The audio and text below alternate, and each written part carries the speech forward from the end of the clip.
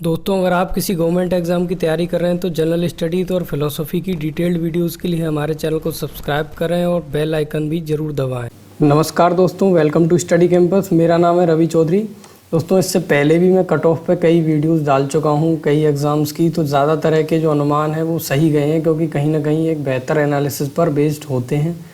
तो आप देखना वीडियो को, एनालिसिस को देखना कि आखिर किस तरह से मैंने ये कोशिश की है, और अगर अच्छा लगे तो अपने रिव्यू भी देना।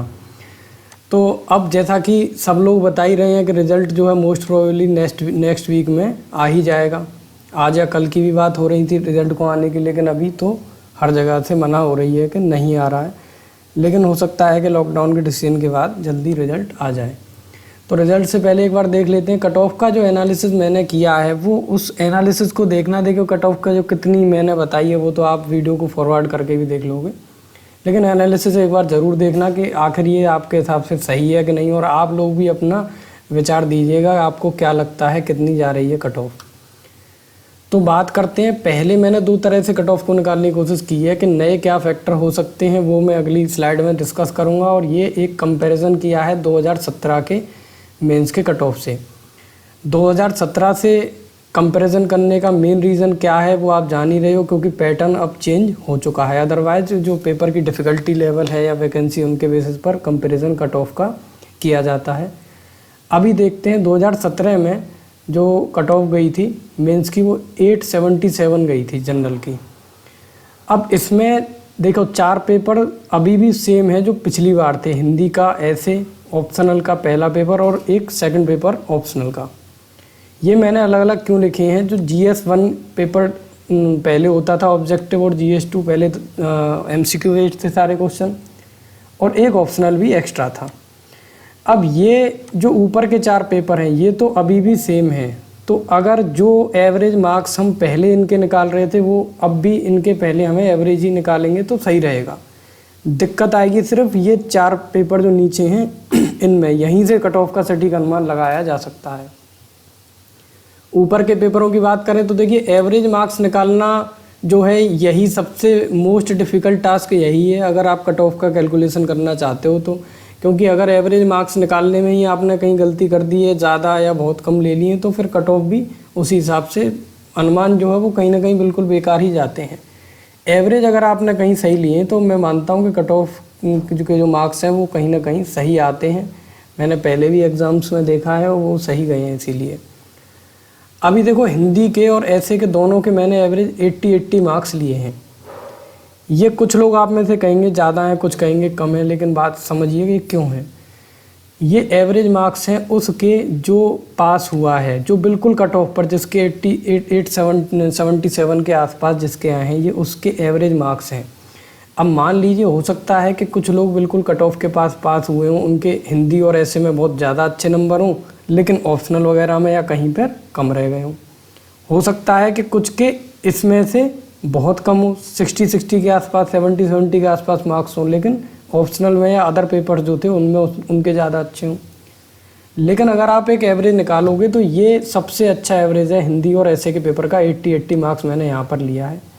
ऑप्शनल की बात करें तो कुछ लोगों के बहुत ज़्यादा भी आते हैं, कुछ के कम भी आते हैं। ऐसे भी स्टूडेंट्स हैं जिनके 250 के आसपास हैं और उनका इंटरव्यू कॉल हुआ है, और ऐसे भी हैं जिनके ऑप्शनल में 180 190 भी हैं, फिर भी इंटरव्यू कॉल हुआ है, क्योंकि उनके या तो किसी दूसरे ऑप्शनल में ज़्यादा थे या GS या हिंदी ऐसे में। लेकिन अगर एक एवरेज की बात की जाए तो 210 जो हैं, 105 दोनों पेपरों में, ये एवरेज मेरे हिसाब से मुझे सबसे सही लगा है। तो अभी की अगर बात करें, हिंदी ऐसे और ऑप्शनल का पेपर, ये चारों तो अभी भी हैं, तो इनके चारों के अगर जोड़ा जाए तो 370 के आसपास मार्क्स निकलते हैं। अगर हम एवरेज निकालें तो ये अभी भी यही रहना चाहिए। हिंदी और ऐसे में अगर कोई 80 के आसपास ला रहा है, या और ऑप्शनल में एक 210 के आसपास आ जा रहे हैं, कुल मिलाकर इन चारों पेपरों में अगर 370 के आसपास हैं तो वो एवरेज मार्क्स माने जाने चाहिए।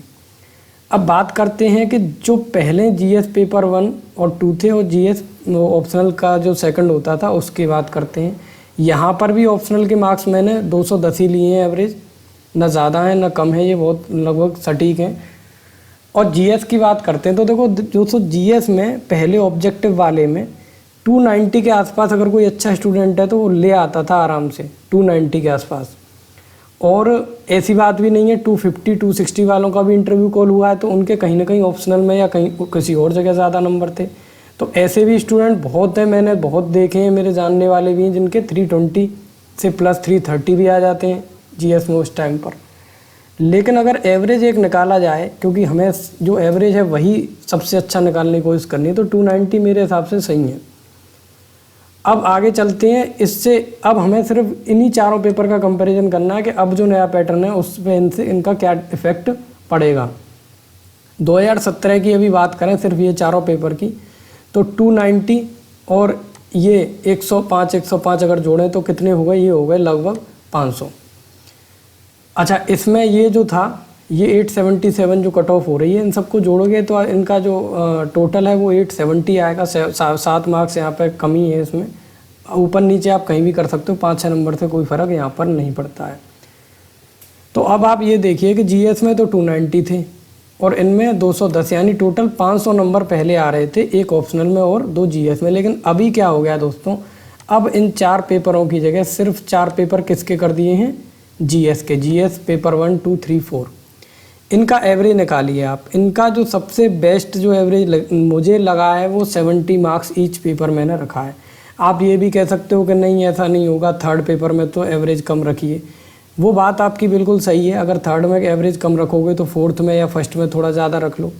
लेकिन बात यहाँ पे एक जनरलाइज्ड वे में चल रही है कि अगर एक में 10-5 कम होंगे तो दूसरे में ज़्यादा होंगे। एवरेज लेकिन 70 ही सही रहेगा। अगर मान लो आप 60 एवरेज ले लेते हो तो आप उससे कट ऑफ निकाल के देख लेना, नंबर बहुत ज़्यादा कम लगेंगे, इतनी ज़्यादा कभी कम कट ऑफ जाने वाली नहीं है। तो अगर 70 मार्क्स हम एक पेपर में लेके चलते हैं तो चारों पेपर के हो गए 280 नंबर एवरेज आने चाहिए। तो जो अब यहाँ पर समझिए, सबसे ज़्यादा समझने वाली चीज़ यही है, जो 4 पेपरों में पहले एवरेज मार्क्स 500 आ रहे थे, उन्हीं सेम 4 पेपरों में अब एवरेज मार्क्स आ रहे हैं दोस्तों 280। तो कितने का डिफरेंस है इन दोनों में, अब डिफरेंस आ गया 220 नंबर का। तो आप सीधे सीधे जो पहले कट ऑफ थी 877 उसमें से 220 नंबर तो घटा ही दो, ये तो कम होने ही होने हैं। तो इसका मतलब ये आ गया 657 के आसपास तो नंबर आपके ऐसे ही आ जाएंगे। कि अगर केवल और केवल पिछले पेपर से ही कंपैरिजन किया जाए, केवल अगर कोई बात करे कि सिर्फ पैटर्न चेंज होने की वजह से कितना अंतर आएगा कट ऑफ में, तो वो मेरे हिसाब से लगभग 220 नंबर का जो अंतर है वो केवल पैटर्न चेंज होने की वजह से आ जाएगा। अब क्यों है ये मैंने आपको यहाँ पर समझा दिया है। अभी कुछ और चीज़ें हैं जो और कट ऑफ पे अभी थोड़ा सा अंतर डालेंगी। अच्छा दोस्तों, आपको वीडियो पसंद आती हो चैनल को सब्सक्राइब करें और आप डिस्क्रिप्शन में जाके हमारी जो फेसबुक और टेलीग्राम ग्रुप को भी ज्वाइन कर सकते हैं। फिलोसफी की, जनरल स्टडीज़ की बहुत अच्छी वीडियोस चैनल पर अवेलेबल है, देख सकते हैं।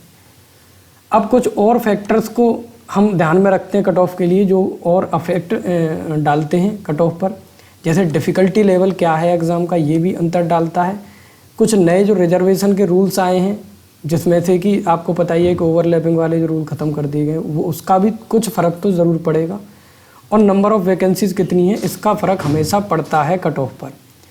अब बात करें, देखो डिफ़िकल्टी लेवल ऑफ एग्ज़ाम, इसमें हो सकता है कि आपकी राय मुझसे अलग हो, लेकिन मैं ये मानता हूँ कि जो प्रीलिम्स का अगर पेपर है तो ये फैक्टर सबसे ज़्यादा काम करता है कट ऑफ में। लेकिन यहाँ पर ये फैक्टर कोई बहुत ज़्यादा इम्पैक्ट नहीं डालेगा, तो इसको मैं नहीं इंक्लूड करूँगा। क्यों नहीं डालेगा?